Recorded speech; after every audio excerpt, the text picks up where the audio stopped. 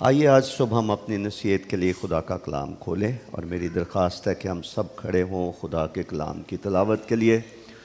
گلتیہ کی کلیسیا کے نام لکھا گیا بزرگ پولس رسول کا خط، 6 باب، صفحہ نمبر 183 183۔ گلتیوں کی کلیسیا کے نام بزرگ پولس رسول کا خط، 6 باب، اور اس کی پہلی 10 آیات کی تلاوت سنیے۔ لکھا ہے، آئے بھائیو، اگر کوئی آدمی کسی قصور میں پکڑا بھی جائے تو تم جو روحانی ہو اس کو حلم مزاجی سے بحال کرو، اور اپنا بھی خیال رکھ کہیں تو بھی آزمائش میں نہ پڑ جائے۔ تم ایک دوسرے کا بار اٹھاؤ اور یوں مسیح کی شریعت کو پورا کرو، کیونکہ اگر کوئی شخص اپنے آپ کو کچھ سمجھے اور کچھ بھی نہ ہو تو اپنے آپ کو دھوکہ دیتا ہے۔ پس ہر شخص اپنے ہی کام کو آزما لے، اس صورت میں اسے اپنی ہی بابت فخر کرنے کا موقع ہوگا، نہ کہ دوسرے کی بابت، کیونکہ ہر شخص اپنا ہی بوجھ اٹھائے گا۔ کلام کی تعلیم پانے والا تعلیم دینے والے کو سب اچھی چیزوں میں شریک کرے۔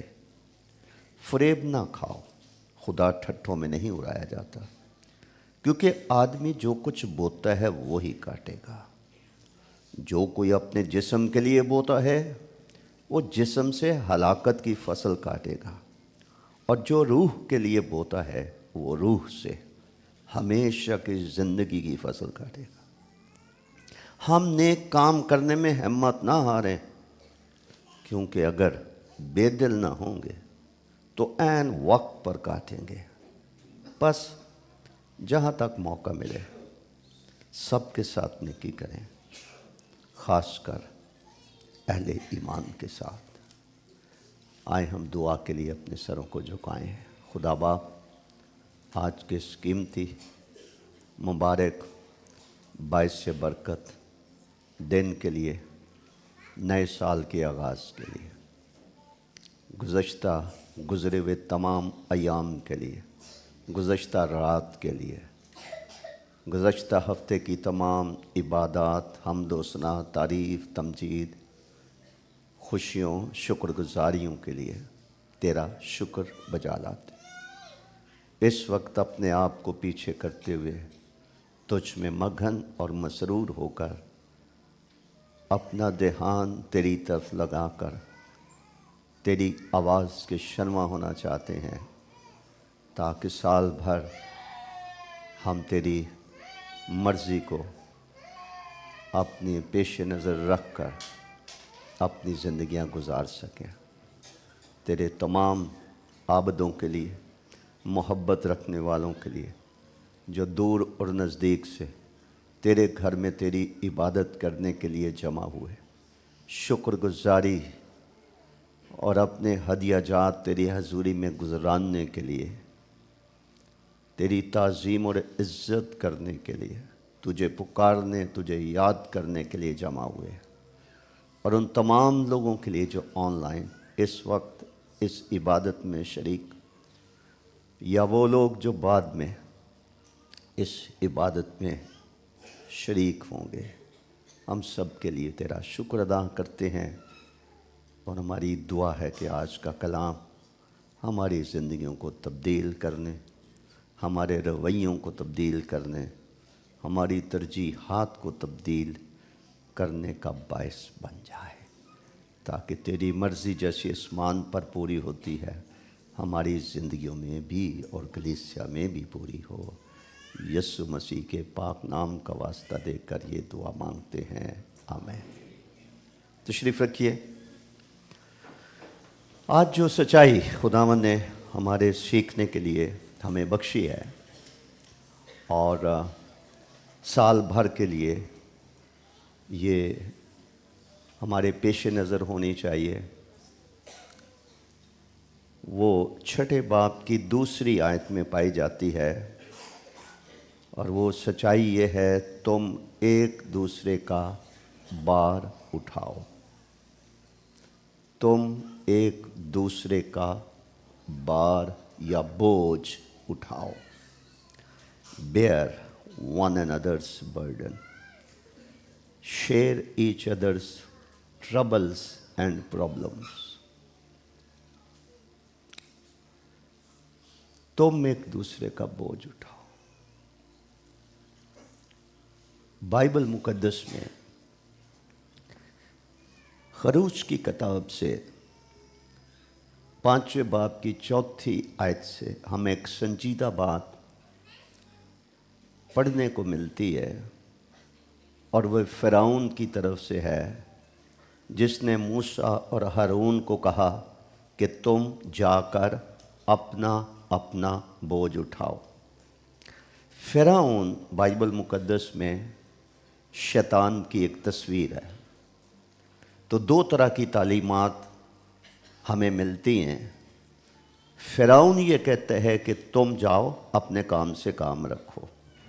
मूसा और हारून बनी इसराइल को मुल्क मिस्र से निकालने की, छुटकारा देने की, बोझ और जुल्म से रिहाई की इनको उम्मीद ना दिलाओ, जाओ तुम अपना अपना बोझ उठाओ।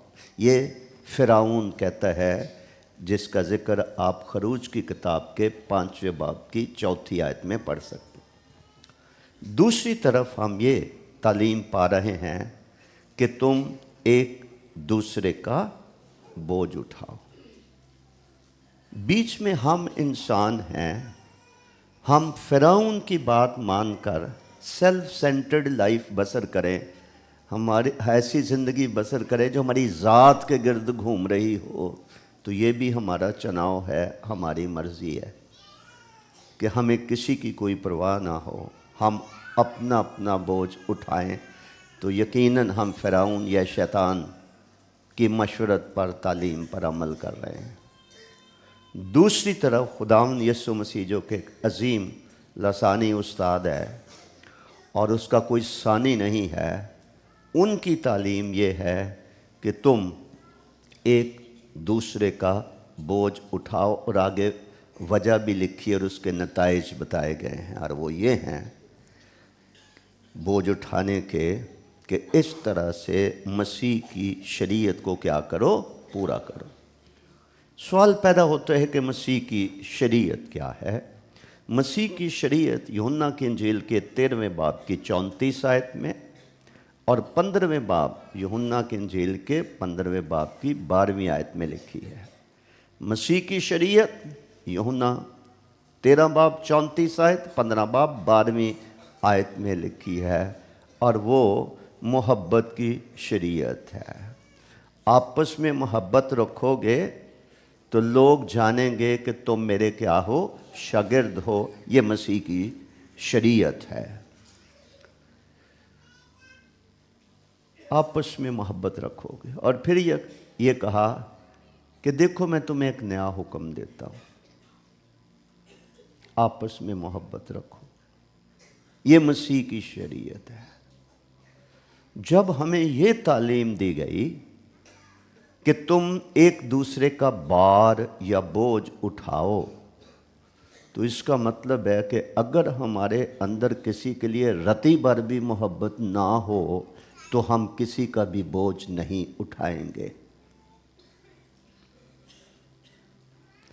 मोहब्बत ही है जो हमें मोटिवेट करेगी, जो हमें उभारेगी, उकसाएगी, और वो मसीह की मोहब्बत है जो हमें मजबूर करेगी कि हम मसीह की तालीमात पर अमल करें, हम एक दूसरे का बोझ उठाएं। आज का इंसान अपनी ज़िंदगी में तरह तरह के बोझ उठाए फिरता है। सबसे ज़्यादा उस बोझ का असर उसकी ज़हनी कैफियत पे होता है। सुकून नहीं है, इत्मीनान नहीं है, खुशी जाती रहती है, स्लीप डिसऑर्डर, नींद नहीं आती है, कभी सो गए कभी जाग गए। اس کا اثر انسان کی صحت پر ہوتا ہے. کئی طرح کی بیماریاں انسان کو لگتی ہیں جو فکروں کے بوجھ کے نیچے دبا ہوا ہوتا ہے. تو چونکہ انسان طرح طرح کے بوجھ اٹھائے پھرتا ہے، اس کے نیچے دبے جانے کا باعث اس کی صحت متاثر ہوتی ہے اور اس کی زندگی کٹھن ہوتی جاتی ہے، زندگی مشکل ہوتی جاتی ہے. کئی لوگ جینا چاہتے ہی نہیں ہیں. کئی لوگ میرے خیال میں ایک زندہ لاش کی مانند ہوتے ہیں. وہ صرف زندگی کے دن گزار رہے ہیں، وہ زندگی سے لطف اندوز نہیں ہو رہے. زندگی ان کے لیے بوجھ بن جاتی ہے. 2 آیات میں پڑھاؤں گا جس سے یہ سچائی آپ کی سمجھ میں آ جائے گی. سب سے پہلے آپ نکالیے پیدائش کی کتاب کا 27واں باب. پیدائش کی کتاب اس کا 27واں باب کہ ایک عورت، ایک ماں، ایک بیوی اپنی زندگی کے بارے میں کیا سوچتی ہے.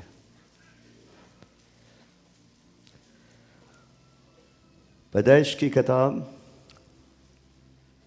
اس کا 27واں باب اور اس کی آخری آیت میں پڑھ رہا ہوں، بڑی غور طلب آیت. لکھا ہے، ربکا نے اسحاق سے کہا، میں ہتی لڑکیوں کے سبب سے اپنی زندگی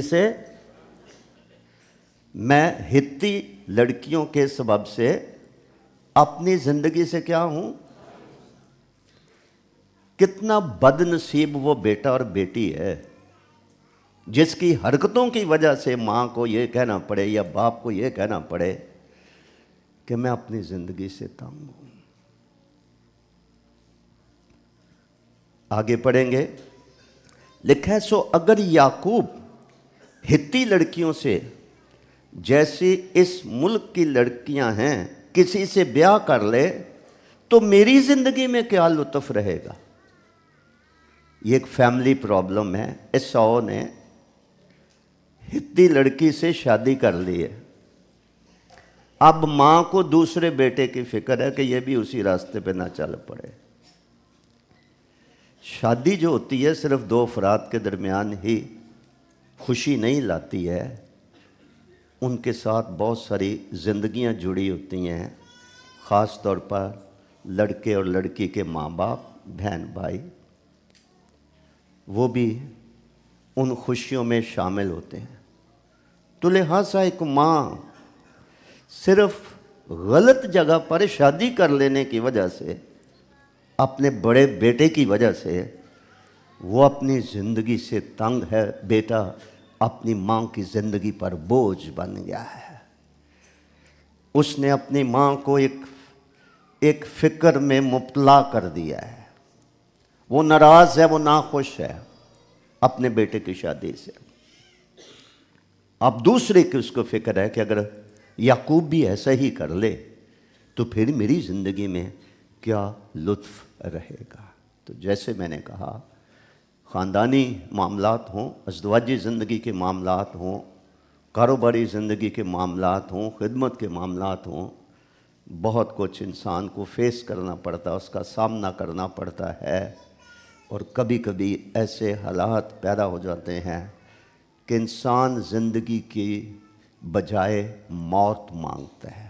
وہ اپنے منہ سے نہ بھی مانگے تو اپنے باطن کے اندر اس کے اندر یہ احساس ابھرتا ہے کہ وہ دل ہی دل میں کہتے ہیں کہ اس زندگی سے تو مر جانا بہتر ہے، میرے جینے سے کیا فائدہ ہے. اس کا مطلب ہے کہ ایسے لوگ زندگی سے لطف اندوز نہیں ہو رہے ہیں. کسی نہ کسی نے ان کو بوجھل کر دیا، ڈپریشن میں، دباؤ میں، پریشانی میں مبتلا کر دیا ہے. اور مبارک ہے وہ شخص جو اپنی ماں کے لیے یا اپنے باپ کے لیے یوسف کی طرح ایک پھلدار پودا بن جاتا ہے، فخر کا باعث بن سکتا ہے، جس کے بارے میں اسحاق کی طرح باپ کہہ سکے دیکھو میرے بیٹے کی مہک انسان کے کردار اور اس کی گواہی کو ظاہر کرتی ہے کہ ہمارے بچے کس طرح کے ہیں۔ دوسری آیت پڑھیے، ایوب کی کتاب 7واں باب،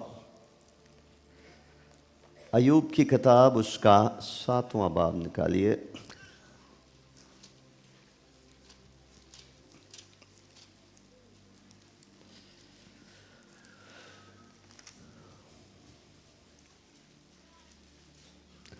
اس کی 20ویں آیت میں لکھا ہے، آئے بنی آدم کے ناظر، اگر میں نے گناہ کیا ہے تو تیرا کیا بگاڑتا ہوں؟ تو نے کیوں مجھے اپنا نشانہ بنا لیا ہے، یہاں تک کہ میں اپنے آپ پر کیا ہوں؟ بوجھ۔ دکھوں میں سے گزر رہا ہے، آزمائشوں میں سے گزر رہا ہے، فزیکلی بدنی طور پر بھی تکلیف میں وہ مبتلا ہے، زندگی سے تنگ ہے، چاہتا ہے کہ خدا اسے اٹھا لے۔ زندگی میں خوشی جاتی رہی ہے، بچوں کی طرف سے بھی کوئی خوشی نہیں ہے، نقصان ہے، کاروبار میں بھی نقصان ہے، بدنی طور پر بھی دکھ تکلیف اٹھا رہا ہے، میرج لائف میں بھی پرابلم ہے، مشکل وقت میں بیوی بھی اس کے خلاف ہے اور اس کا ساتھ نہیں دے رہی ہے، ہم خیال نہیں ہے، ہم ایمان نہیں ہے، اور نادان عورتوں جیسی باتیں کر کے اس کے زخموں پر نمک چھڑکتی ہے۔ لہٰذا میں اپنے آپ پر بوجھ ہوں۔ خدا کا شکر ہو یسوع المسیح کے لیے جو زندگی ہی نہیں دیتا، وہ کثرت کی زندگی دیتا ہے۔ خدا ہمیں لطف اٹھانے کے لیے، زندگی کے اچھے دن دیکھنے کے لیے، زندگی میں ایسی برکات دیتا ہے جن کو لے کر ہم لطف اندوز ہو سکتے ہیں اور دن رات ہم خدا کا شکر ادا کر سکتے ہیں کہ ہم یا ہماری زندگی ہمارے اوپر بوجھ نہیں ہے، بلکہ ہمیں جو زندگی ملی ہے، جس کا کل رات بھی میں تذکرہ کر رہا تھا، وہ زندگی خدا کی بخشش ہے، خدا کی دین ہے، اور خدا زندگی میں اچھے دن گزارنا سکھاتا ہے، راستے بتاتا ہے، اصول بتاتا ہے۔ اگر کوئی ان کو قبول کر لے تو وہ زندگی کے اچھے دن دیکھ سکتا ہے، وہ ایک آنریبل لائف، پیسفل لائف اور مطمئن زندگی بسر کر سکتا ہے، زندگی سے لطف اندوز ہو سکتا ہے، شکر گزاری خدا کی کر سکتا ہے۔ تو لہٰذا جیسے میں نے کہا کہ بہت سارے انسان اس دنیا میں بوجھ اٹھائے پھرتے ہیں، بوجھ کے نیچے دبے جاتے ہیں، ان کی صحت متاثر ہوتی ہے، ان کی زندگی ان کے لیے کٹھن اور ایک بوجھ بن جاتی ہے، وہ زندگی کی گاڑی مشکل سے کھینچ رہے ہوتے ہیں، اپنی موت کا انتظار کر رہے ہوتے ہیں، کبھی منہ سے کہہ اٹھتے ہیں کہ اس سے بہتر ہے کہ خداوند تو مجھے اٹھا لے۔ اور ایسے لوگوں کو دوسروں کی مدد اور سہارے کی ضرورت ہوتی ہے کہ کوئی ان کا بوجھ اٹھائے، کوئی ان کی پریشانیوں میں حصہ دار بنے، کوئی ہمدرد ہو، کوئی غم گسار ہو، کوئی ساتھ دینے والا ہو، کوئی اپنا کندھا ان کو فراہم کرے کہ کوئی اس کے اوپر اپنا سر رکھ کر رو لے۔ یہ تعلیم ہے مسیح کی، یہ شریعت ہے مسیح کی، لیکن اس کے الٹ شیطان انسان سے یہ کہتا ہے تم جا کر اپنا بوجھ اٹھاؤ، دوسرے کی فکر کرنے کی ضرورت نہیں ہے۔ اسی تناظر میں داؤد بادشاہ گواہی دیتے ہیں، 68 زبور کی 19 آیت میں گواہی دیتے ہیں، خداوند مبارک ہو جو ہر روز ہمارا بوجھ اٹھاتا ہے۔ اس کا یہ تجربہ ہے، کیونکہ کئی طرح کے بوجھ داؤد بادشاہ نبی، بادشاہ، رہنما، قائد ہونے کے باوجود بھی وہ بھی اس طرح کے بوجھ کا سامنا کرتے رہے ہیں، اور ان کی گواہی یہ ہے کہ خدا ہر روز ہمارا بوجھ اٹھاتا ہے۔ نہ صرف ان کی گواہی ہے بلکہ داؤد بادشاہ 55 زبور کی 22ویں آیت میں یہ فرماتے ہیں اپنا بوجھ خداوند پر ڈال دے وہ تجھے سنبھالے گا۔ جو شخص بوجھ کے نیچے دبا ہوتا ہے اس کی زندگی میں لڑکھڑاہٹ ہوتی ہے، جسے جنبش بھی کہتے ہیں، لغزش کھاتا ہے، ڈگمگاتا ہے، ڈاما ڈول ہوتا ہے، اس کو کچھ سمجھ نہیں آتی کہ میں اپنے حالات میں سے کیسے نکلوں، میں اپنے آپ مسائل سے کیسے نپٹوں، میں اپنے حالات کی دلدل اور گڑھے میں سے میں کیسے نکلوں۔ اپسٹ، بکھلایا ہوا، فرسٹریٹڈ ایسا شخص ہوتا ہے۔ تو داؤد بادشاہ کو کوئی تجربہ تھا، کیونکہ وہ پاؤں پھٹنے سے پہلے اٹھ کے دعا کرتا اور خدا کے حضور اپنے آپ کو پیش کرتا تھا۔ اس کی ذات میں یہ تجربہ تھا کہ خدا ہر روز ہمارا بوجھ اٹھاتا ہے۔ اب ہمارے لیے یہ چناؤ ہے، ہم اپنا بوجھ خود ہی اٹھاتے پھریں اور اپنی گردن توڑ لیں، یہ ہمارا فیصلہ ہے، یہ ہمارا چناؤ ہے، یا ہم خدا کے کلام کی جو مفید تعلیم ہے اس پر عمل کرتے ہوئے ایمان سے اپنا بوجھ ہم خداوند پر ڈال دیں۔ لکھا وہ سنبھالے گا۔ آپ میں سے کوئی ہے جس کو کبھی خداوند نے سنبھالا ہو؟ تو بہت سارے ہاتھ اٹھے ہیں، میں نے بھی اپنا ہاتھ اٹھایا ہے۔ ہم میں سے ہر ایک کو زندگی میں ایسے حالات سے گزرنا پڑتا ہے، دوچار ہونا پڑتا ہے جب ہمیں سہارا چاہیے، جہاں ہمیں مدد چاہیے، جہاں ایک کفیل یا ایک وکیل کی ضرورت ہے، فارکلیت کی ضرورت ہے، مددگار کی ضرورت ہے کہ وہ ہمارے شانہ بشانہ آ کر کھڑا ہو جائے، ہماری دل جوئی ہو جائے، ہماری حوصلہ افزائی ہو جائے، ہمارا دل مضبوط ہو جائے، ہم نا امید نہ رہیں، ہم مایوس نہ ہو جائیں، ہم خودکشی کے خیالات سے ہم نہ لڑتے رہیں، کیونکہ ہمیں احساس ہو کہ ایک طرف میرے ساتھ خدا ہے اور دوسری طرف میرے ساتھ کوئی خیر خواہ ہے، کوئی ہمدرد ہے، کوئی خدا کا بندہ اور خدا کی بندی ہے، تو ہمیں حوصلہ ملے گا۔ یہ وہ بساکھیاں ہیں، یہ وہ مددگار ہیں۔ تو چونکہ انسان بوجھ کے نیچے دبتا ہے تو لہٰذا خدا جو ہمارا خالق ہے وہ ہمارے احساسات سے واقف ہے، وہ ہمارے آنسوؤں سے واقف ہے، وہ ہماری فکروں سے واقف ہے، وہ اندر جو پین ہوتی ہے، جو باطن کے زخم ہوتے ہیں جو ہر ایک کو دکھائے نہیں جا سکتے، خدا وہاں تک بھی دیکھتا ہے اور محسوس کرتا ہے۔ اور جن کا توکل اس پر ہے، جنہوں نے سیکھ لیا اپنا بوجھ خداوند پر ڈالنا، خدا مستعد مددگار بن کر ایسے لوگوں کی مدد کرتا ہے اور ان کو ان کے حالات میں سے تکلیف دہ مشکل حالات میں سے خداوند نکالتا ہے۔ تو داؤد بادشاہ کی تعلیم بھی ہے، مشورت بھی ہے ہمارے لیے، اپنا بوجھ خداوند پر ڈال دے، وہ تجھے سنبھالے گا، اور آگے لکھا ہے وہ صادق کو کبھی جنبش نہ کھانے دے گا۔ جنبش بھی بڑی خطرناک ہوتی ہے، پھسلنا، پھسل جانا، ٹھوکر کھانا، چکر آ کر گرنے لگنا۔ کتنے لوگ ہیں وہ باتھ روم میں گر گیا؟ میرے ایک دوست ہے، اس کو شاید شوگر تھی، وہ باتھ روم میں نہا رہا تھا بیچارہ، وہیں گر گیا، کئی ٹانکے لگے اس کو، سر میں بلیڈنگ، ڈگمگاہٹ، پھسلنا۔ پہاڑ سے کوئی پھسل جائے تو کہاں جا گرے گا، لیکن سنبھالنے والا خدا موجود ہے جو صادق کو کبھی جنبش، وہ گرنے لگے گا، پھسلنے لگے گا، ڈگمگانے لگے گا، اس کو روحانی طور پر کوئی چکر آ جائے گا، خدا ہاتھ بڑھا کر کیا کر لے گا؟ تھام لے گا۔ تو ہمیں خدا کی ضرورت تو ہے ہی ہے، اور وہ مددگار بن کر مدد کو فوری پہنچتا بھی ہے، لیکن انسان کی بھی بڑی اہمیت ہے۔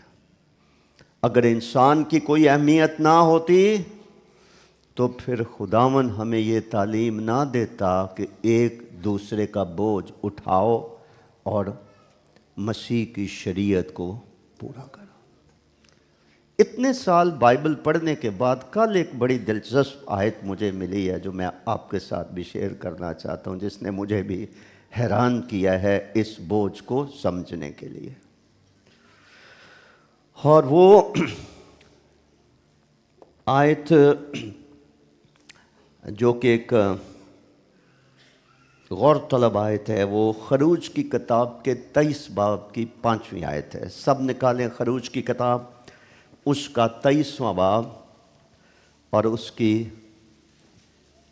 5ویں آیت ہم پڑھیں گے۔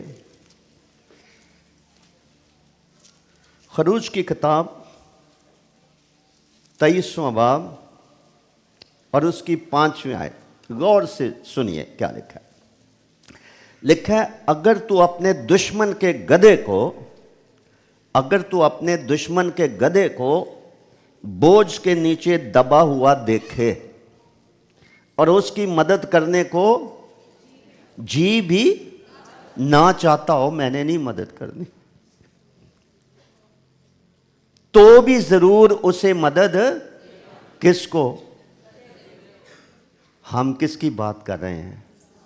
انسان کی جو خدا کی صورت اور شبیہ پر ہے، جس خدا کو گدھے کے بوجھ کی فکر ہے، جس کا کام ہی بوجھ اٹھانا ہے، اس کی تعلیم تو آپ دیکھیے، اس پر تو آپ غور کیجیے۔ اور پھر کسی عام گدھے کی بات نہیں ہو رہی، کس گدھے کی بات ہو رہی ہے؟ دشمن کے گدھے کی۔ اگر تو اپنے دشمن کے گدھے کو بوجھ کے نیچے دبا ہوا دیکھے تو تیرا دل نہ بھی کرتا ہو اس کی مدد کرنے کو، تو بھی تو کرنا۔ آپ یہیں سے اندازہ کر لو کہ خدا کے نزدیک یہ کتنی اہم بات ہے کہ انسان کا بوجھ اٹھائے۔ جس انسان کو ایک جانور کے بوجھ کی فکر ہے، آج مان لیجئے کہ اس کو میرے اور آپ کے بوجھ کی بھی فکر ہے۔ جو اس کا کام ہے وہ کرتا ہے، وہ بوجھ اٹھاتا ہے، ہر روز اٹھاتا ہے، اور کچھ کام اس نے ہم انسانوں کو دیا ہوا ہے۔ اسی لیے خدا نے ہمیں نجات دے کر کلیسیا میں رکھا ہے کہ ہم ایک دوسرے کا بوجھ اٹھائیں۔ سب کے ساتھ نیکی کرو، خاص کر اور صرف اہل ایمان کے ساتھ ہی نہیں کرنی، غیر قوموں کے ساتھ بھی کرنی ہے۔ جو ہمیں پسند نہیں بھی کرتے، دشمن کے گدھے، اس کو بھی ہم نے بوجھ کے نیچے سے نکالنا ہے۔ یہ نئے سال کا پیغام آپ کو نہیں پتا میں نے کتنے گھنٹے دعا کیا تو تب جا کے مجھے یہ کلام ملا۔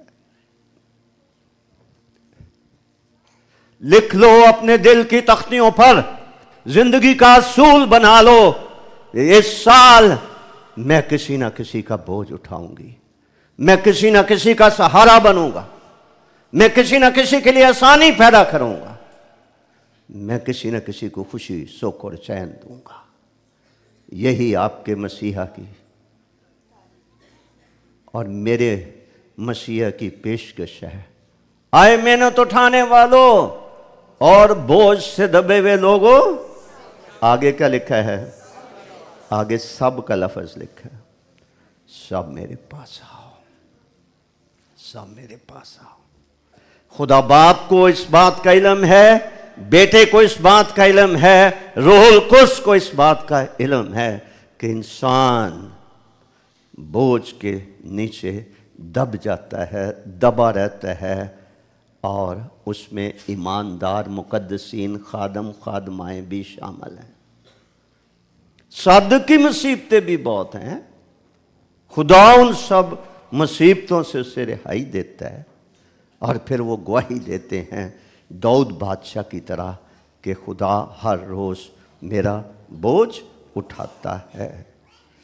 تو جیسے میں نے کہا کئیوں کے لیے زندگی بوجھ بن جاتی ہے، عذاب بن جاتی ہے، دن پورے کر رہے ہیں، زندگی سے لطف اندوز نہیں ہو رہے ہیں، اور کئیوں کے رشتہ دار ہوں یا اپنے ہی بچے ہوں، وہی ربکا کی طرح ان کی زندگی مشکل اجیرن بنا دیتے ہیں۔ میں اپنی زندگی سے تنگ ہوں۔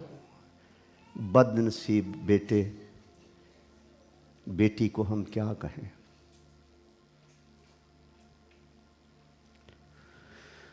ماں سوائے اس کے کہ ہم دکھ کریں اور ایسے بچوں کے لیے دعائیں کریں کہ اپنی ہلکی سی دم بھر کی خوشی کے لیے کسی کو ساری عمر کے لیے رلا دینا، ایک کانٹا بن کر چپتے رہنا، تکلیف میں مبتلا کرنا۔ خدا ہر روز ہمارا بوجھ اٹھاتا ہے۔ ہماری ضرورت ہے کہ ہم اپنا بوجھ خداوند پر ڈال دیں، ایمان رکھیں کہ وہ اٹھائے گا اور مجھے جنبش نہیں کھانے دے گا۔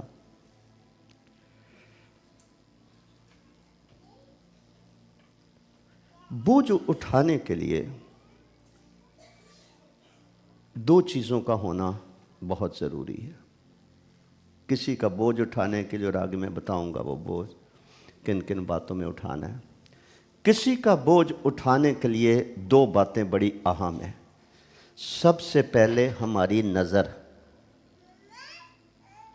ہمیں کسی کا دکھ نظر بھی آتا ہے یا ہم اندھے ہیں، یا ہم کوتاہ نظر کہتے ہیں شارٹ سائٹڈ، جس کو تھوڑے سے فاصلے پہ نظر آتا ہے وہ دور تک نہیں دیکھ سکتا، کوتاہ نظر۔ کسی کا بوجھ اٹھانے کے لیے جب تک ہم اس کو دیکھتے نہیں ہیں، خداوند کی نظروں سے دیکھتے نہیں ہیں، ہم کچھ بھی نہیں کریں گے۔ ہم کچھ بھی نہیں کریں گے۔ ہماری نظر کا بڑا تعلق ہے کسی شخص کا بوجھ اٹھانے کے لیے۔ کیسے ہم دیکھتے ہیں؟ خروج کی کتاب کا 2 باب نکالیے۔ خروج کی کتاب اس کا 2 باب 11ویں آیت آپ کے سامنے پڑھ رہا ہوں۔ لکھا ہے خروج کی کتاب 2 باب 11ویں آیت میں، اتنے میں جب موسیٰ بڑا ہوا تو باہر اپنے بھائیوں کے پاس اور ان کی مشقتوں پر اس کی۔ موسیٰ تو بڑا ہو کر کہاں رہ رہا تھا؟ وہ تو شاہی محل میں رہ رہا تھا، وہ تو شہزادے کی طرح پل رہا تھا۔ باہر نکل کر اسرائیلیوں کی لکھا مشقتوں پر اس کی نظر پڑی۔ میرے لوگ کتنے دکھ میں ذلت کی زندگی بسر کر رہے ہیں۔ پھر اس نے ایک جسمانی ہتھ کنڈا استعمال کیا۔ وہ کیا تھا؟ ان کی مشقتوں پر اس کی نظر کی اور اس نے دیکھا کہ ایک مصری اس کے ایک عبرانی بھائی کو مار رہا ہے۔ پھر اس نے ادھر ادھر نگاہ کی اور جب دیکھا کہ وہاں کوئی دوسرا آدمی نہیں تو اس مصری کو جان سے مار کر اسے ریت میں چھپا دیا۔ اگر وہ محل کے اندر ہی رہتا، اپنی قوم کی حالت کا اس کو علم نہ ہوتا، وہ اپنی خوشیوں میں مگن ہوتا اور ایک شاہانہ زندگی محل کے اندر ہی بسر کرتا رہتا، اتنا بڑا مایا ناز لیڈر نہ بنتا۔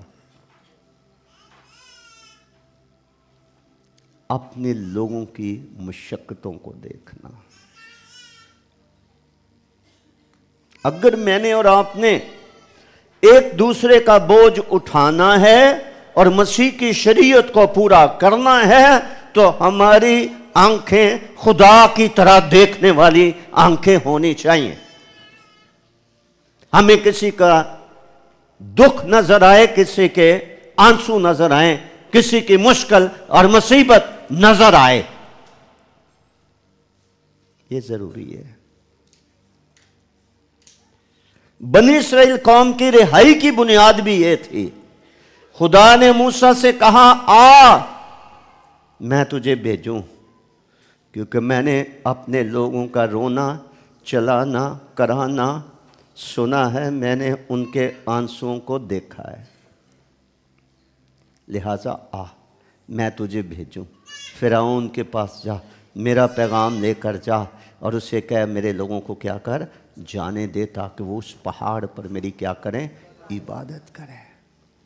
جب خدا دیکھتا ہے تو وہ لا تعلق نہیں رہتا ہے، جب انسان دیکھتا ہے تو اسے بھی لا تعلق نہیں رہنا چاہیے۔ کسی نے کہا، کسی نے بڑی اچھی بات کی ہے کہ کس طرح سے compassion puts love into action۔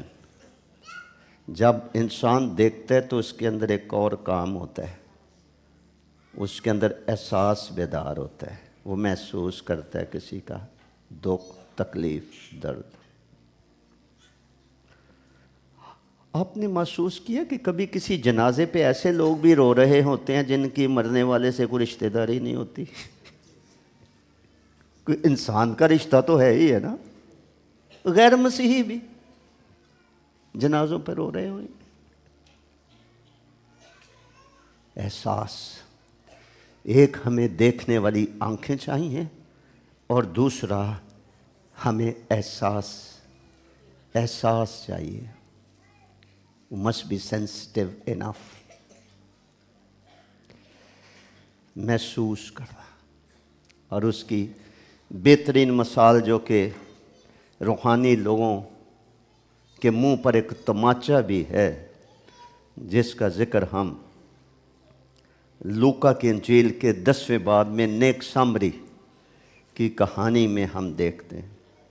ایک آدمی یروشلم سے یریحو کی طرف جا رہا ہے، ڈاکوؤں میں گھر گیا، ڈاکو نے اس کو لوٹ لیا ہے، مارا کوٹا ہے، ننگا کر دیا، اتنا مارا کہ وہ مرنے کے قریب ہو گیا ہے، ادموا ہو گیا ہے۔ ایک بزرگ خدا کا خادم، جنہیں ان وقتوں میں کاہن کہتے تھے، آج کی دنیا میں وہ پاسٹر ہو سکتا ہے، وہ خادم ہو سکتا ہے، اس زخمی لہو لہان ادموئے شخص کے پاس سے گزرا، جائزہ لیا ہے، لیکن کچھ بھی نہیں کیا، آگے نکل گیا۔ اس کے بعد لاوی آیا ہے، جو پرانے عہد نامے کے بائبل ٹیچر تھے، سکھانے والے تھے۔ پہلے کاہن گزرا، دیکھا کہ آدمی لہو لہان زخمی پڑا ہوا ہے، تھوڑے بہت سانس لے رہا ہے، لیکن مر جائے گا جلدی، کوئی احساس نہیں ہے نا، مذہبی رہنما ہے، گزر گیا۔ پھر لاوی آیا، لاوی میں نے دیکھا تو وہ بھی کترا کے چلا گیا ہے، احساس کی کمی ہے۔ مسیح نے جب یہ کہا کہ میرے پاس آؤ میں تمہیں آرام دوں گا، تو اس کا پس منظر دیکھیے، تو انہوں نے بھیڑ کو دیکھا تو بھیڑ پر اس کو کیا آیا؟ He moved with compassion، اس کا دل ترس سے بھر گیا۔ یہ ایسی پراگندہ بھیڑیں ہیں جن کا کوئی چرواہا نہیں ہے، اس کا دل ترس سے بھر گیا، اور پھر اس نے پیشکش کی کہ میرے پاس آؤ، میں تمہیں آرام دوں گا، میرا جوا اپنے اوپر اٹھا لو، میرا جوا ملائم ہے، شیطان کا جوا سخت ہے، وہ گردن کو زخمی کرتا ہے۔ مجھے بچپن میں سے ایک تصویر میرے ذہن میں نقش ہو چکی ہے، کیونکہ میرے جو ننیال ہیں وہ سارے ذمہ دار ہیں، تو ہم لاہور سے اپنے ننیال جاتے تھے چھٹیوں پہ، اور میں نے دیکھا کہ بڑی بڑی بیل گاڑیاں، ان کے اوپر کپاس اوپر تک لدی ہوئی ہے، اور آگے جو جانور جتا ہوا ہے، میں نے اپنی آنکھوں سے دیکھا، گردن پھولی ہوئی ہے، اس میں سے پس بہہ رہی ہے، میں چھوٹا بچہ تھا، میں اس وقت سے ابلیس کے اس جوے کو سمجھتا ہوں کہ جانور جو ہے اس کی گردن جو ہے اتنا وزن اٹھا کر کھینچ کر منڈیوں میں لے کر جانا، لیکن مالک چھڑی سے مار مار کر اس حالت میں بھی سوجی ہوئی گردن، زخمی ہے، پس پڑی ہوئی ہے، خون رس رہا ہے، پھر بھی اس کو اتنا بوجھ کھینچ کے لے کر جانا ہے۔ مسیح نے اسی تناظر میں کہا تھا میرا جوا ملائم ہے، وہ گردن زخمی نہیں کرے گا، وہ ظلم نہیں کرے گا، اور میرا بوجھ کیا ہے؟ ہلکا۔ کتنے انسان ہیں جن کی زندگیاں ابلیس نے ان کا ستیہ ناش کر دیا ہے، ان کے اوپر بوجھ لاد لاد کر، ظلم کر کر کے، اور ہوا کی عملداری کے حاکم کی روح ان کے اندر تاثیر کرتی ہے تو ان کو شیطان کی بات مان کر اس کی راہوں پر چلنا پڑتا ہے۔ ان کی بد نصیبی یہ ہے کہ جو مفت میں آرام کی پیشکش کرتا ہے وہ اس کے پاس نہیں آتے ہیں۔ تو خدا جب ہمیں یہ اعزاز بخشتا ہے کہ ہم ایک دوسرے کا بوجھ اٹھائیں تو گویا کہ ہم خدا کی مانند خدا کا کام کر رہے ہوتے ہیں۔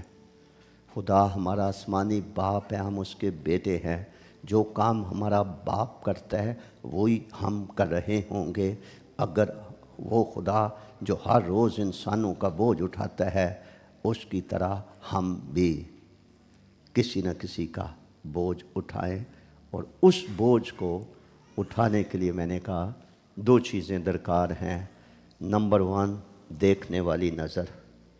جس نگاہ سے خداوند دیکھتا ہے، جس نگاہ سے کاہن نے دیکھا وہ نہیں، لاوی نے دیکھا وہ نہیں۔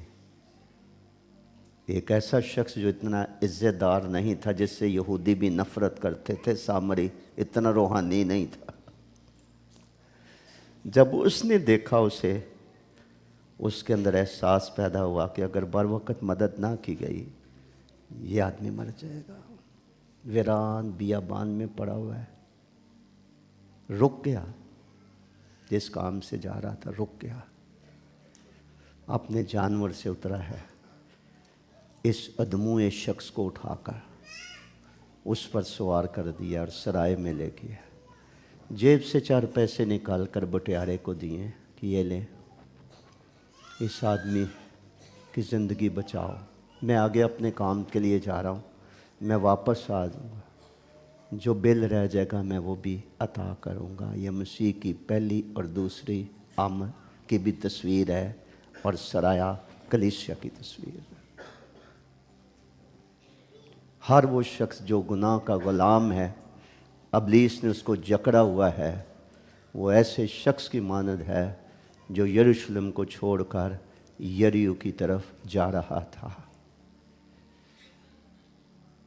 آج ہر ایک شخص کو جو اپنے آپ کو روحانی سمجھتا ہے اور روحانی باتیں کرتا ہے،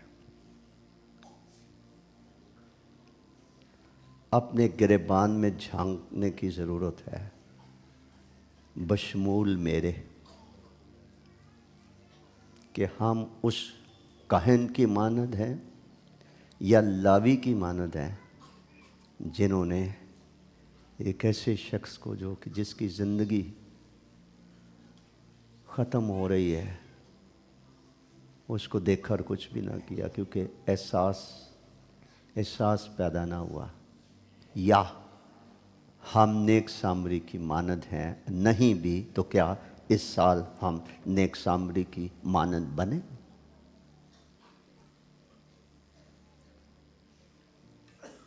اس لیے ہمیں خداوند سے دیکھنے والی آنکھیں مانگنے کی ضرورت ہے اور محسوس کرنے والا دل مانگنے کی ضرورت ہے۔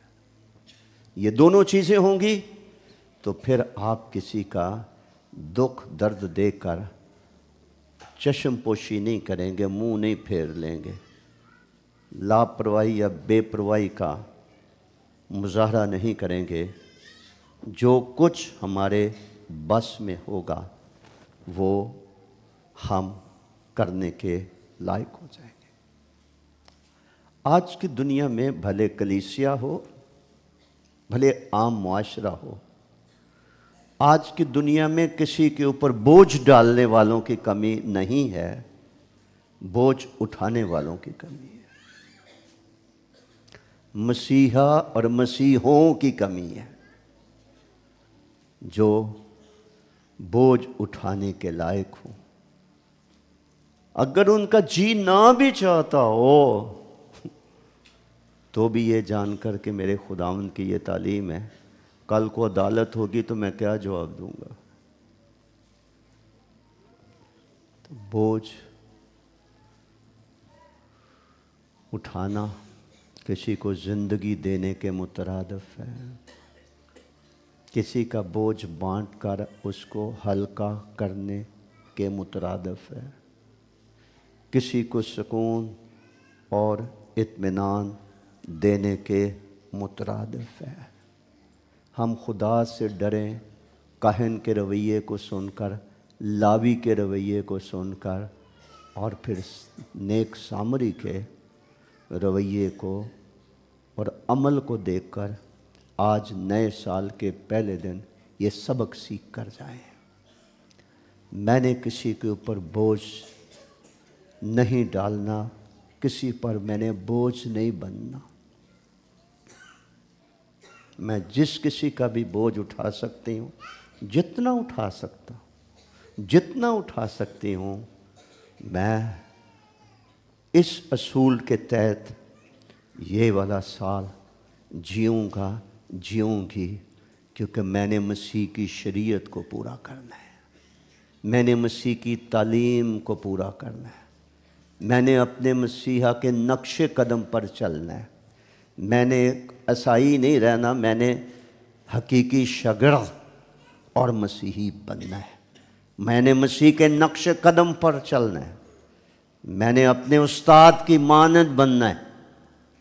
یہ فیصلہ کر کے، مصمم ارادہ کر کے، وعدہ کر کے ہم یہ سال بسر کر سکتے ہیں۔ بوجھ بانٹنے کا،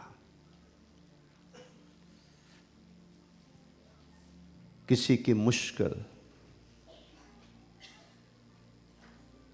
میں سہارا بننے کا، کسی کے آنسو پہنچنے کا۔ کن باتوں میں انسان کا بوجھ ہم بانٹ سکتے ہیں؟ 38 زبور میں لکھا ہے، میرے گناہوں کے باعث میری ہڈیوں کو آرام نہیں، میری بدی بڑے بوجھ کی مانند میرے لیے بھاری ہے۔ سب سے پہلا بوجھ جو آج کا انسان اٹھائے پھرتا ہے وہ گناہ اور بدی کا بوجھ ہے، وہ بھاری بوجھ اٹھائے پھرتا ہے۔ مسیح کا اشارہ اسی طرف تھا، آئے محنت اٹھانے والوں اور بوجھ سے دبے ہوئے لوگوں، سب میرے پاس آؤ۔ بدی کا بوجھ، گناہوں کا بوجھ، اس کو اٹھانے میں اپنا کردار ادا کرنا اور مسیح کی شریعت کو پورا کرنا ہمارا پہلا فرض ہے۔ اگر اس سال خدا ہمیں توفیق دے تو ہم اس فرض کو پورا کریں۔ سوال یہ پیدا ہوتا ہے کہ اگر کسی کے اوپر گناہ اور بدی کا بوجھ ہے تو میں پھر اس کے لیے کیا کر سکتی ہوں؟ میں اس کے لیے کیا کر سکتا ہوں؟ میں آپ کو بتاتا ہوں آپ کیا کر سکتے ہیں۔ ایونجلزم، بشارت، بے قاعدہ چلنے والوں کو سمجھاؤ، راہ حق کی تعلیم دو، اپنی گواہی بتاؤ کہ میں بھی اسی طرح کی تھی، اسی طرح کا تھا پرانی زندگی میں، میرے لیے بھی کسی نے آنسو بہائے، مجھے خدا کی راہ بتائی۔ میں کئی ایسے لوگوں خادموں کو بھی جانتا ہوں جو بڑی کسی کٹڑ پکے گناہگار جو کہ خدا کے قریب نہیں پھٹکتے تھے، ان کی تصویر لے کر اپنے سامنے رکھ کر دعائیں کرتے رہے کہ خداوند اس شخص کی زندگی کو بدل، اور خدا نے زندگیوں کو بدلا۔ گناہ اور بدی کے بوجھ سے بڑا کوئی بوجھ نہیں ہے، یہ بھاری بوجھ ہے۔ اس کا حزقیل میں بھی ذکر ہے 18ویں باب میں، بیٹا باپ کے گناہوں کا بوجھ نہیں اٹھائے گا نہ باپ۔ تو اس کا مطلب گناہ اور بدی کیا ہے؟ بوجھ ہے۔ کلیسیا میں سے جن کو بھی توفیق ہے اس سال کوشش کیجئے روحیں جیتنے کی کوشش کیجئے، کسی کو خدا کی راہ پر لانے کے لیے جو کچھ بن پڑتا ہے وہ کیجئے کہ میں نے اس کو خداوند کے پاس لانا، کیونکہ اس کی اصل بیماری بدی اور گناہ ہے جس سے وہ جکڑا ہوا ہے۔ تو لہٰذا جاؤ ساری خلق کے سامنے انجیل کی کیا کرو، ساری خلق کے سامنے ہم نہیں کر سکتے تو کم از کم جن لوگوں کے ساتھ ہمارا واسطہ پڑتا ہے جو گناہ اور بدی کے بوجھ کے نیچے دبے ہوئے ہیں، ہم کم از کم ان کو خدا کا راستہ بتا سکتے ہیں۔ وہ اس راستے کو اپنائیں یا نہ اپنائیں یہ ان کی مرضی ہے۔ ہمیں اپنا فرض پورا کرنا ہے، جب ہم اسے پورا کریں گے تو ہمارا اپنا فرض پورا کرنا خدا کی کتابوں میں ہمارے حق میں راست بازی شمار ہوگا۔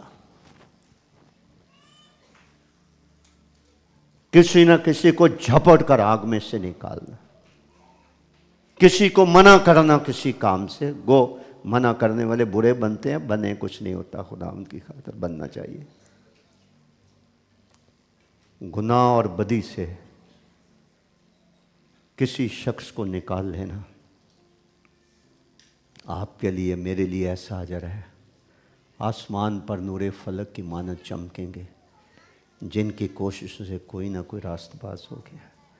میں تو کبھی کبھی یہ کہتا ہوں کہ ہمیں ہمیشہ یاد رکھنا چاہیے جن کے وسیلے سے ہم نے نجات پائی، کیونکہ کسی نہ کسی نے ہمارے پیچھے بھی آنسو بہائے، ہمیں بھی سمجھایا ہے، ہم تک کوئی خدا کا کلام خدا کی مرضی لے کر پہنچا اور ہم وہ کلام سن کر ہم قائل ہو گئے، روح القدس نے ہمیں نیا انسان بنا دیا، ہماری زندگیاں بدل گئیں۔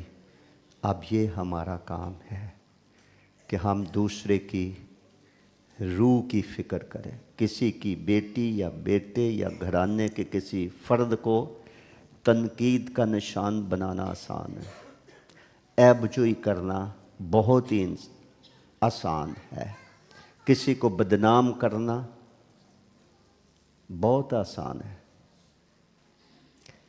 کسی کے لیے بوجھ اور دکھ اپنے اوپر لے کر انٹرسیشن شفاعت کرنا، آنسو بہانا۔ رومیو کا خط اس کے 9ویں باب کی ابتدائی آیات میں لکھا میرا دل برابر دکھتا رہتا ہے۔ بزرگ پالوس رسول کہہ رہے ہیں اپنے یہودی بہن بھائیوں کے لیے، میرا دل برابر دکھتا رہتا ہے، مجھے بڑا ہی غم ہے اپنے یہودی بہن بھائیوں کا، وہ مسیح کو قبول نہیں کرتے، میرا دل برابر دکھتا رہتا ہے، مجھے بڑا غم ہے، کاش وہ نجات پائیں۔ آج ہم جو کلیسیا ہیں ہم اپنے آپ کو جانچ لیں، پرکھ لیں، ہمیں کسی کا کتنا کو غم ہے۔ پریئر میٹنگ میں آپ کہاں ہوتے ہیں؟ تنہائی میں کس لیے فریاد کرنے میں ہم کہاں کھڑے ہیں؟ غم ہے، بڑا غم ہے، دل دکھتا ہے کسی کے لیے۔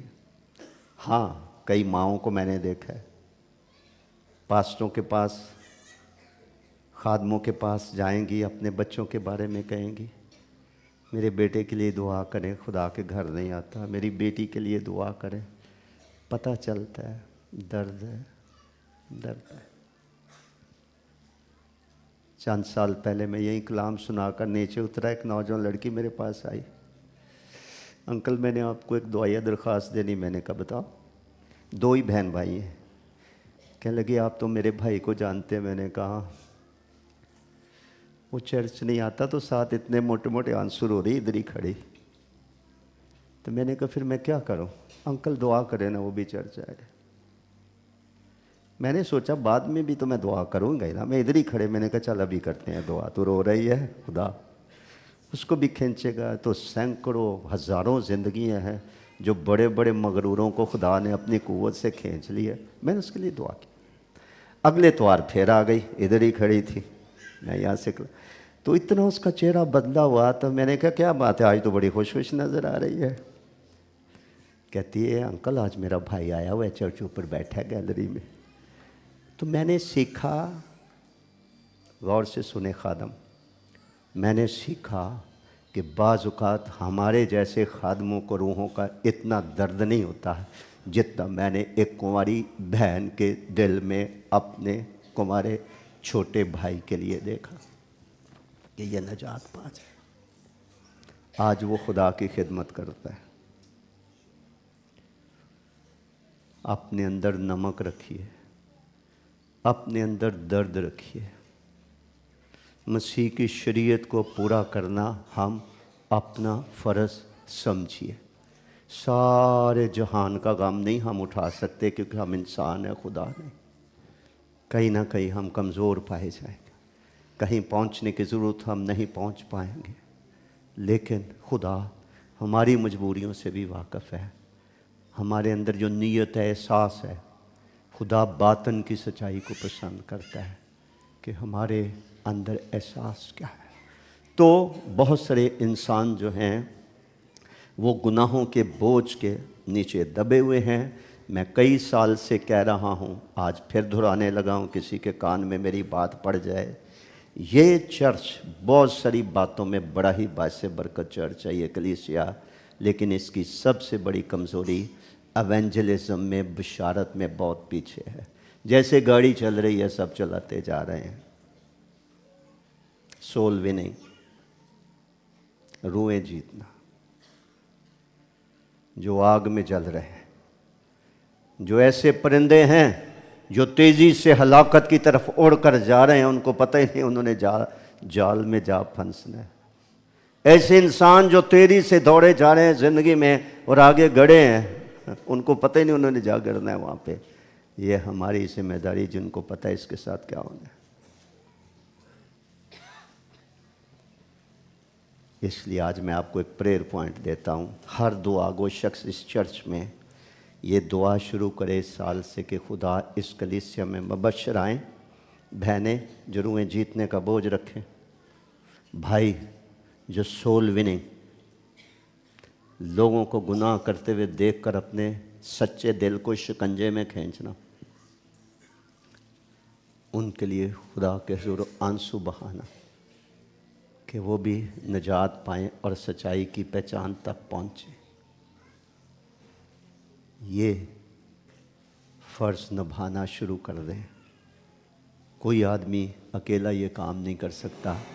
کلیسیا خدا کا خاندان ہے، یہ ایک ایسا لشکر ہے جو بدی کی طاقتوں کے خلاف کام کرتا ہے، رکاوٹ ڈالتا ہے، ان کی پیش قدمی کو روکتا ہے.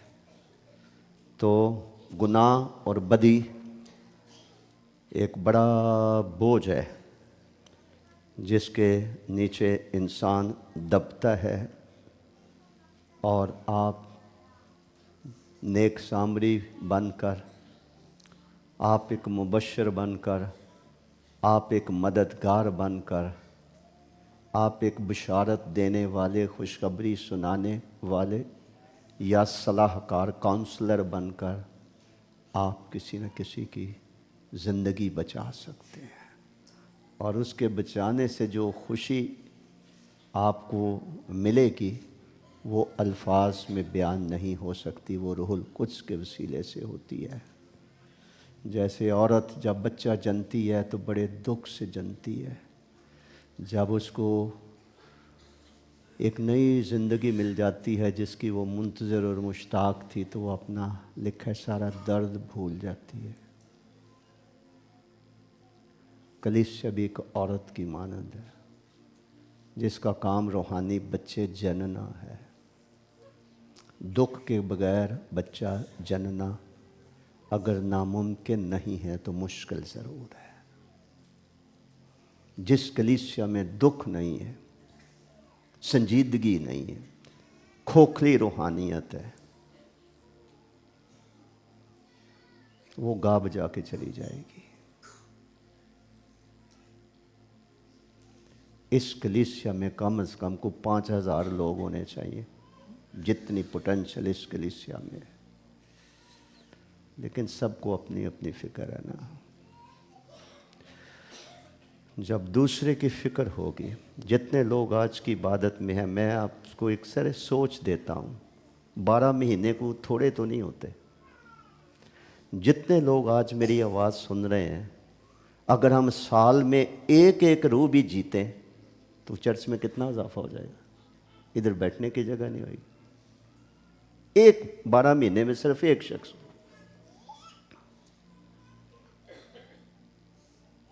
लेकिन काम करने से होता है, निकलने से होता है, घर बैठने से नहीं होता है।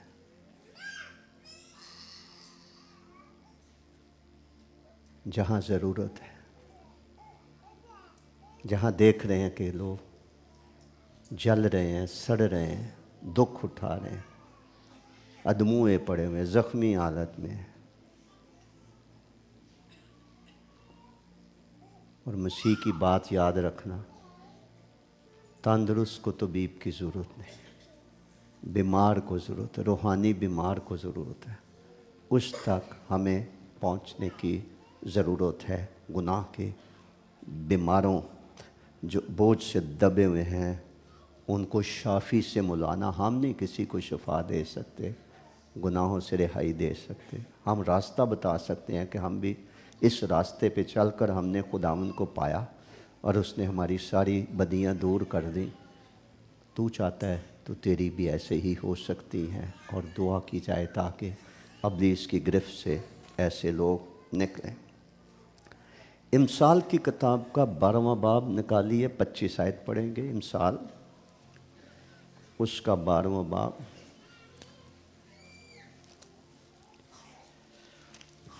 इमसाल की किताब उसका 12वां बाब और उसकी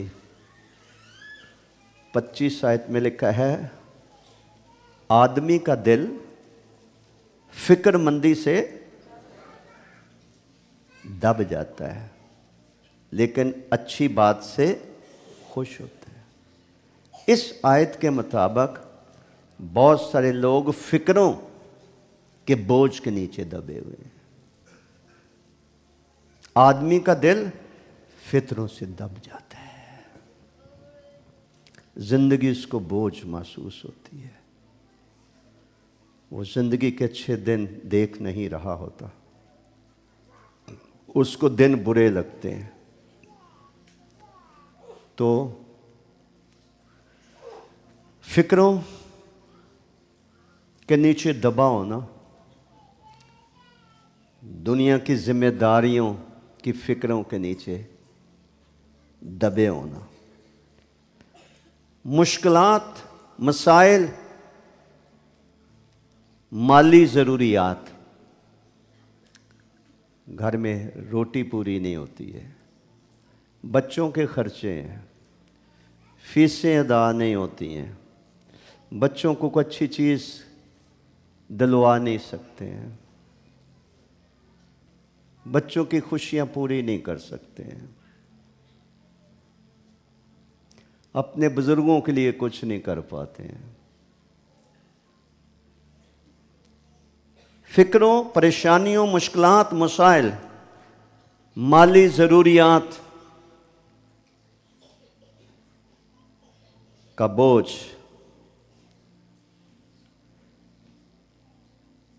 बच्चों की नाफरमानियाँ, मन मर्जियाँ, ढिठाई, बगावत, सरकशी सोने नहीं देती, आराम नहीं करने देती। कईयों की रो रो कर आंखें रह जाती हैं। बेटियां शादी की उम्र से आगे निकल चुकी हैं, मुनासिब रिश्ते नहीं मिलते, جن کی بیٹیاں جوان ہیں وہ سمجھیں گے میں کیا کہہ رہا ہوں۔ آدمی کا دل فکر مندی سے دب جاتا ہے۔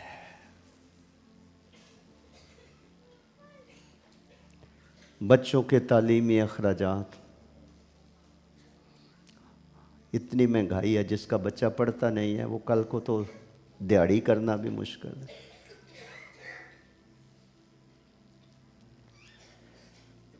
مالی پریشانیاں، کیا ہمارے بس میں ہے کچھ کہ ہم کر سکیں؟ کوئی شخص، کوئی خاندان مالی پریشانیوں میں مبتلا ہے، اگر خدا نے ہمیں ضرورت سے بڑھ کر دیا ہے تو کیا ہم تھوڑی سی مدد نہیں کر سکتے؟ کیا ہم کسی بچے کی فیس کی ذمہ داری نہیں لے سکتے کہ اس سال ایک بچے کی میں فیس دوں گا، یہ پڑھ جائے؟ یہ ایک دوسرے کا بار اٹھانا ہے، یہ ایک دوسرے کا بوجھ اٹھانا ہے۔ شادیوں پہ آج کتنے لاکھوں روپے کے اخراجات ہو رہے ہیں۔ Show your concern, show your love, show your compassion. مسیح کی شریعت کو ہم نے پورا کرنا ہے، ایک دوسرے کا بار اٹھا کر، بوجھ اٹھا کر، موقع کی تلاش میں رہے کہ جو بھی میرے وسائل ہیں ان وسائل میں رہ کر میں کیا کر سکتی ہوں، میں کیا کر سکتا ہوں۔ کون سا شخص ہے جو خدا، کون سا خاندان ہے جو خدا میرے رابطے میں لے آیا ہے، اور خدا نے مجھے دیکھنے والی آنکھیں دی ہیں تاکہ میں مسکین کا نالہ سن کر اپنے کان بند نہ کر لوں، میں ضرورت مند کو دیکھ کر اپنا منہ پھیر نہ لوں۔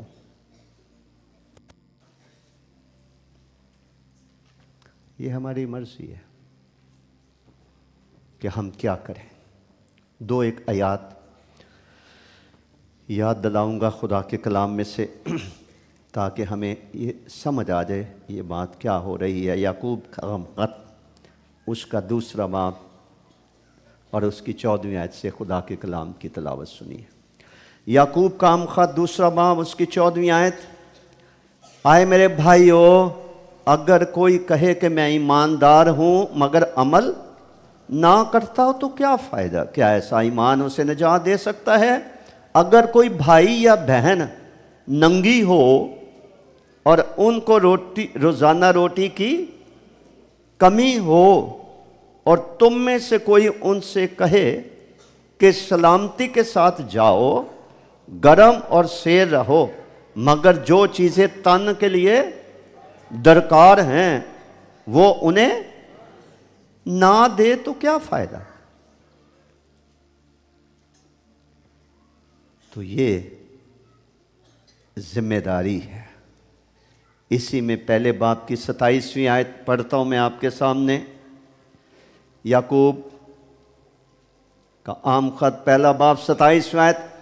ہمارے خدا اور باپ کے نزدیک خالص اور بے عیب دینداری یہ ہے کہ یتیموں اور بیواؤں کی مصیبت کے وقت ان کی خبر لیں اور اپنے آپ کو دنیا سے بے داغ رکھیں۔ مکاشفہ سے پہلے 3 خطوط ہیں بزرگ یوحنا کے لکھے ہوئے، بڑی اہم تعلیم یہاں ہمیں ملتی ہے۔ 3 باب نکالیے، یوحنا کا پہلا خط 3 باب۔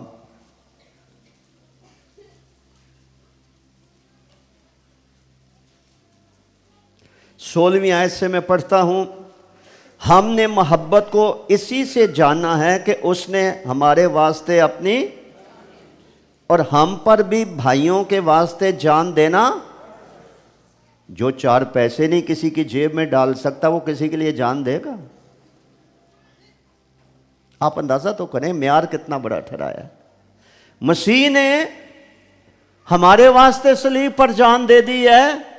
کلام میں لکھا ہے ہمارے اوپر بھی یہ فرض ہے کہ کہ ہم ایک دوسرے کے لیے جان بھی دینی پڑے تو دیں۔ میں بڑا معذرت کے ساتھ آپ کو کہنا چاہتا ہوں، پچھلے دنوں ہم نے کرسمس بازار لگایا نا، اتنی بڑی کلیسیا ہے نا، ہم نے یہاں سے اناؤنس کیا کوئی چیز آپ کے گھر میں فالتو پڑی ہوئی ہے، ایک سے زیادہ ہے جو کسی کے کام آ سکتی ہیں، چرچ میں دیں تاکہ ہم غریبوں کو دیں۔ کتنوں نے دیا تھا؟ اپنے آپ سے پوچھ لو، کتنوں نے دیا تھا کچھ؟ کئی چیزیں ہم مر جائیں گے، چھوڑ جائیں گے، ہم نے دینی نہیں کسی کو، اور یہی چیزیں ہمارے خلاف گواہ بن کر کھڑی ہو جائیں گی۔ ہم نے پڑھا ضرور دیا کرو تمہیں بھی دیا جائے گا۔ ابھی جو ہم نے کرسمس بازار لگایا، جتنی چیزیں آئی ہیں 2.25 لاکھ روپیہ صرف اس پہ کرایہ لگا ہے، سامان یہاں تک پہنچنے کا۔ ہم کہاں کھڑے ہیں؟ اتنا بڑا معیار کہ جیسے مسیح نے اپنی زندگی دے دی ہے، ہمیں بھی بھائیوں کے لیے اپنی جان دینا فرض ہے۔ بہنوں نہ دو جان نہیں دے سکتے ہو، یہ تو کسی بڑوں کا کام ہوتا ہے، عظیم لوگوں کا کام ہوتا ہے۔ کچھ نہ کچھ تو ہم دے ہی سکتے ہیں کہ نہیں دے سکتے؟ ہم نے مسیح کی شریعت پوری کرنی۔ آگے پڑھتا ہوں میں، جان دینا فرض ہے۔ پھر 17ویں آیت میں لکھا ہے، جس کسی کے پاس دنیا کا مال ہو اور وہ اپنے بھائی کو محتاج دیکھ کر رحم کرنے میں کیا کرے؟ دریغ کرے۔ وہ شخص جو یروشلم کو چھوڑ کر یریو کی طرف جا رہا تھا، اس کو اس حالت میں جب کاہن نے دیکھا تو اس نے بھی مدد کرنے سے دریغ کیا، نہیں کی مدد۔ لاوی نے دیکھا، اس نے بھی، وہ بھی کترا کر چلا گیا، نہیں مدد کی، دریغ کیا۔ جس کسی کے پاس دنیا کا مال ہو اور وہ اپنے بھائی کو محتاج دیکھ کر رحم کرنے میں دریغ کرے تو اس میں خدا کی محبت کیوں کر قائم رہ سکتی ہے، جسے مسیح کی شریعت کہا گیا ہے۔ ایک دوسرے کا بار اٹھاؤ اور مسیح کی شریعت کو پورا کرو۔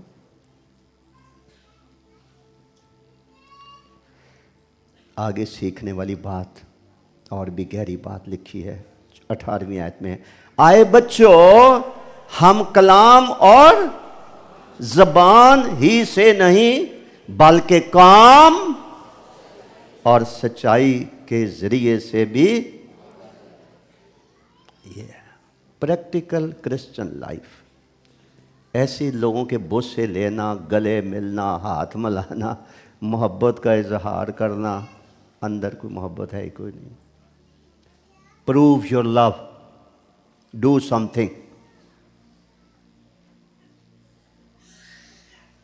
جو کچھ کر سکتے ہیں، جو کچھ مقدور میں ہے، جو کچھ بس میں ہے۔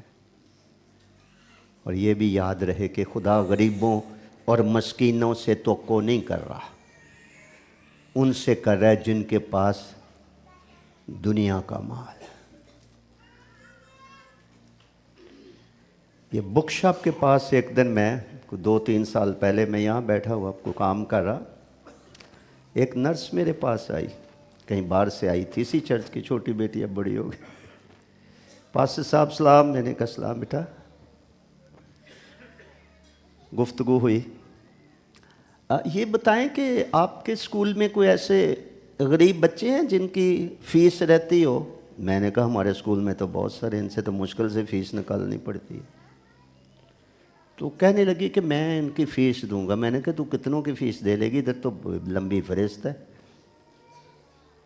پھر بھی 1,70,000 روپیہ مجھے دے گئی۔ اتنی سی بچی تھی، کبھی اس چرچ میں پلتی تھی، پتہ نہیں مالٹا کے کہاں نکل گئی، نرس تھی۔ میں نے دل میں شکر گزاری کی، بغیر مانگے ایک بیٹی کے دل میں خدا نے ڈالا کہ میں مشکل سے پڑھی ہوں، یہاں تک میں پہنچی ہوں، تو میں کسی غریب کے بچے کی جن کی فیسیں چڑھی ہوئی ہیں وہ میں دوں، یہ پیسے مجھے دے گی، میں نے اسکول میں دے دیے کہ لسٹ دیکھ لیں جو مستحق ہے اس کو دے دیں۔ جس کسی کے پاس دنیا کا مال نہیں ہے وہ مشکل سے اسے اپنی روٹی چلتی ہے، خدا اسے نہیں کہہ رہا، وہ تو حاجت مند ہے خود۔ لکھا جس کسی کے پاس دنیا کا مال ہے، ممکن ہے ہمارے گھر میں ایک استری کی ضرورت ہو، ہمارے گھر میں 4 پڑی ہوئی ہوں۔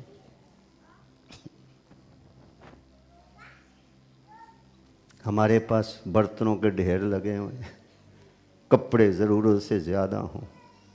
اس لیے کس دن میں لاہور میں کسی گھر میں تھا، میں حیران ہوا، اور کچھ نہیں تو میاں بیوی کے کو 20 تو جوتوں کے ڈبے ہی میں نے دیکھے ہیں، شو ریک بنایا ہے۔ میں نے ان کو کہا نہیں،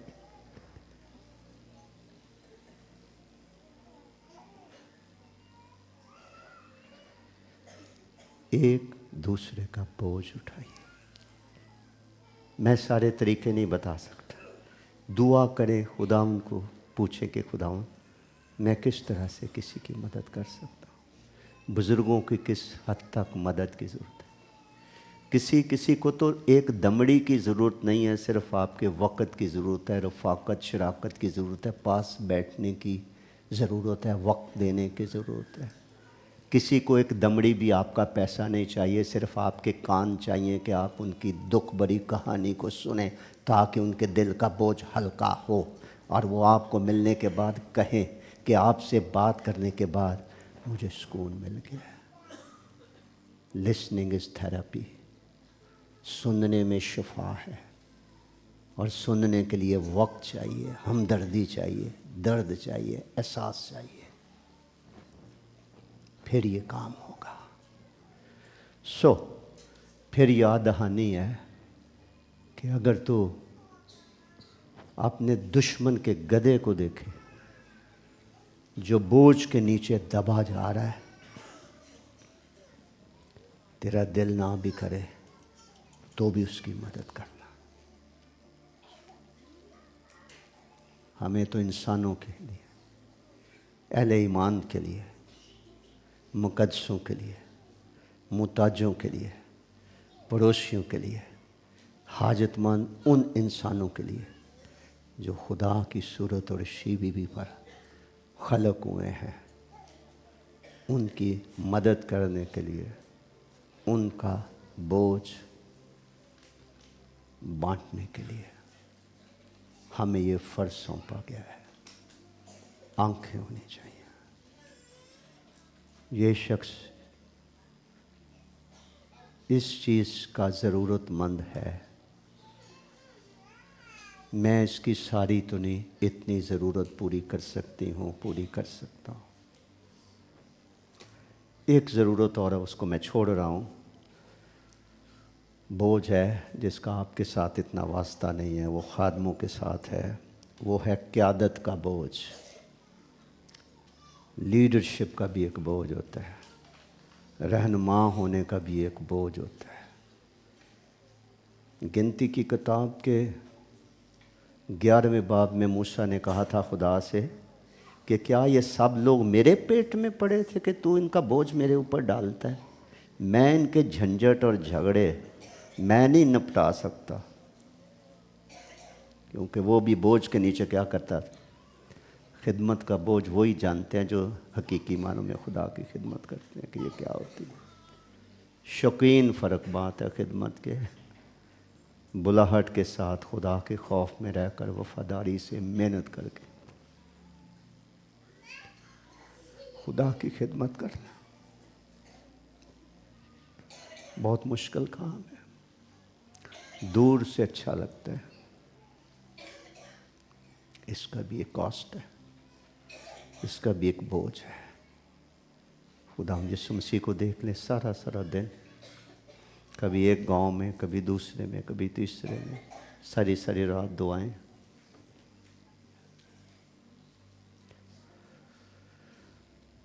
آئے ہم اپنے سروں کو جھکائیں، اپنی زندگی پر غور کریں۔ ہم ہاتھ پھیلانے والے ہیں یا دینے والے ہیں؟ قرض ایک بہت بڑا بوجھ ہے. کئی لوگوں نے قرض نہ ادا کر سکنے کی صورت میں خودکشی کر لی ہے، ٹرین کے نیچے آ گئے ہیں، کسی نہ کسی طریقے سے اپنی جان ختم کر دی ہے اور لیٹر لکھ کے چھوڑ دیا کہ میں نے قرض دینا تھا، مجھے پٹھان یا قرض خواہ تنگ کر رہے تھے، میں نہیں دے سکا، اس لیے میں اپنی زندگی خود ہی ختم کر رہا ہوں. کسی کا قرض اتار دینا، تھوڑا اتار سکتے ہیں، تھوڑا زیادہ اتار سکتے ہیں. اگر کسی کی سمجھ میں یہ بات آئی ہے کہ ایک دوسرے کا بار اٹھاؤ، اور کسی کے ساتھ خداوند نے کلام کیا ہے اور کوئی چاہتا ہے، چاہتی ہے کہ وہ نئے سال کے پہلے دن سے اس کا آغاز کر کے سارا سال مسیح کی شریعت کو پورا کرنے کا خیال رکھے، تو آپ چپ کر کے اپنی جگہ پہ کھڑے ہو سکتے ہیں. آپ نے اپنا اقرار خداوند کو دکھانا ہے، آپ نے کلام کی قبولیت خداوند کو دکھانی ہے. آپ نے کچھ نہیں کرنا، بیٹھے رہو، کچھ نہ کرو. جنہوں نے کرنا میں صرف ان کو کہہ رہا ہوں، جن کو خدا نے کہا ہے کہ اگر آج تم اس کی آواز سنو تو اپنے دلوں کو سخت نہ کرو. باہر کے ملکوں میں سنڈے اسکول کے چھوٹے چھوٹے بچے آپس میں پاکٹ منی جمع کر کے مشنری کام کے لیے پیسہ دیتے ہیں، غریب غربا کے لیے دیتے ہیں. پچھلے دنوں ہمیں کوئی سیلاب کے سلسلے میں کوئی 50 لاکھ روپیہ ہماری جماعت کو موصول ہوا، اور ہم نے چاروں صوبوں میں اس کو بانٹا ہے ضرورت مندوں کو. 50 لاکھ روپیہ دیا کرو، تمہیں بھی دیا جائے گا. جس نے بہت بکھیرا اس کا کچھ کم نہ نکلا. آج نئے سال کے دن خداوند سے یہ توفیق مانگ لے، آئے خدا چھوٹے پیمانے پر مجھے شروع کرنے کی توفیق دے. جو کچھ میں کسی کے لیے کر سکتی ہوں کر سکتا ہوں. ابھی بھی میں نہیں بھی کر سکتا. اب جب آپ کا کیریئر بن جائے گا، آپ اپنے پاؤں پہ کھڑے ہو جائیں گے، خداوند آپ کو وسائل دے گا، تو آپ اس وقت بھی آج کی تعلیم پر عمل کر سکتے ہیں. ہاللویا.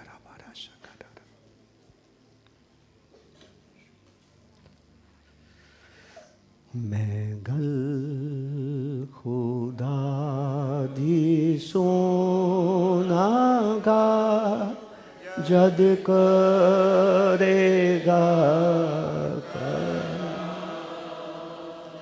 میں گل خدا دی سونا گا جد کرے گا. ہاللویا. کہ اوتے اپنے بندے آنا آپ لوکاں نال تمام. کہ اوتے اپنے بندے آنا آپ لوکاں نال گل کرے گا. کرے گا جو اس دے بعد ہے صلح سلامتی دے. گل کرے گا جو اس دے بعد ہے صلح سلامتی دے.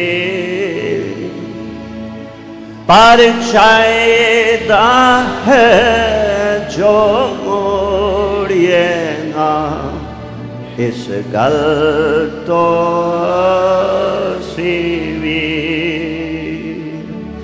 پر چاہیدہ ہے جو موڑیے نا گل تو जो चंगा है सो देवेगा यहोवा बिलगती। जो चंगा है सो देवेगा यहोवा, हालेलुया। ते अपना फसल देवेगी सादी सब। जिंदा आसमानी बाप, हमें तेरे सामने खड़े ला जाती है। तेरी तालीम क्या है और हमारी जिंदगियां और हमारी रूहानियत का मेयार क्या है।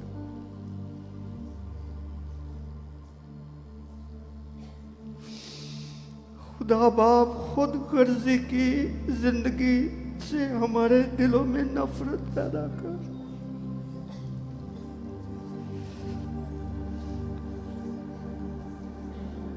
दूसरों के अहवाल पर नजर करने की तौफीक दे। किसी को आराम देने में, खुशी देने में, इज्जत देने में, शिफा देने में, रास्ता दिखाने में, सलाह देने में, तेरे घर में आने की दावत देने में, किसी की माली ज़रूरियात पूरी करने में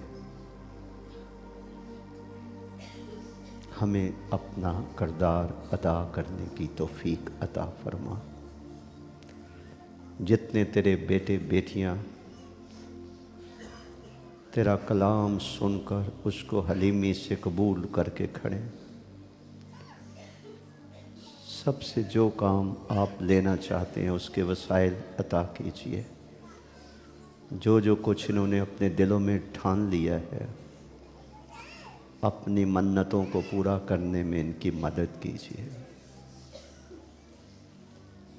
जिस तरह मसीह ने अपना आप हमारे लिए दे दिया, हम भी किसी चीज़ से दरेग करने वाले ना हों। हमें अपने हकीकी शागिर्द बना लीजिए। हम कलाम ही ने से, बातों ही से नहीं, अमल से मोहब्बत को साबित कर सके, दिखा सके। हमारी मदद कीजिए।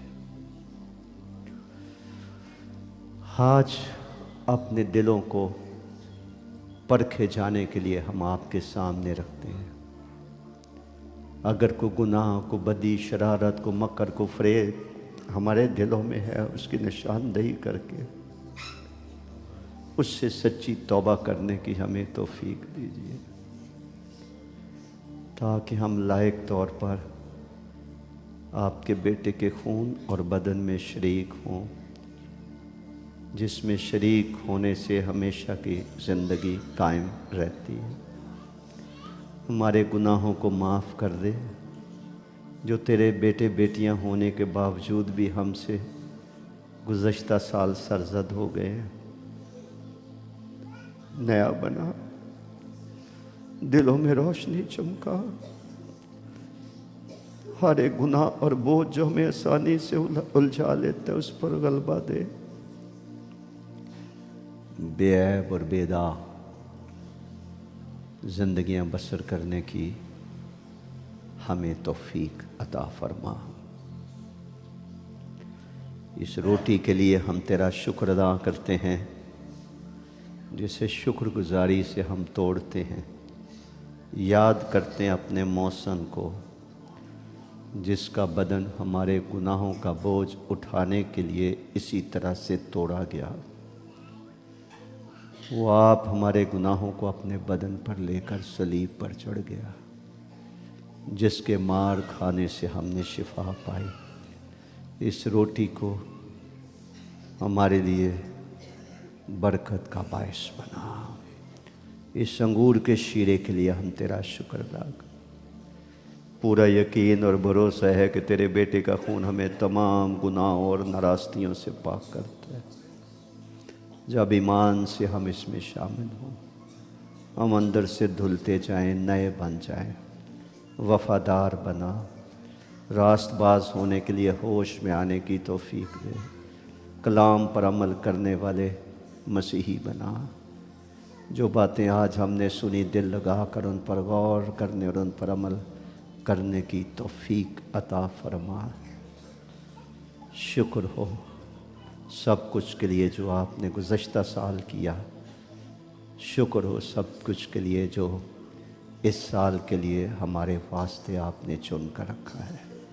ہم ایمان سے شکر گزاری کرتے ہیں، آپ کے پیارے بیٹے اپنے منجی خداوند یسوع مسیح کے پاک نام کا واسطہ دے کر مانگتے ہیں، آمین۔ تشریف رکھیے، خداوند کے خون اور بدن میں شریک ہونے کے لیے تیار ہو جائیے۔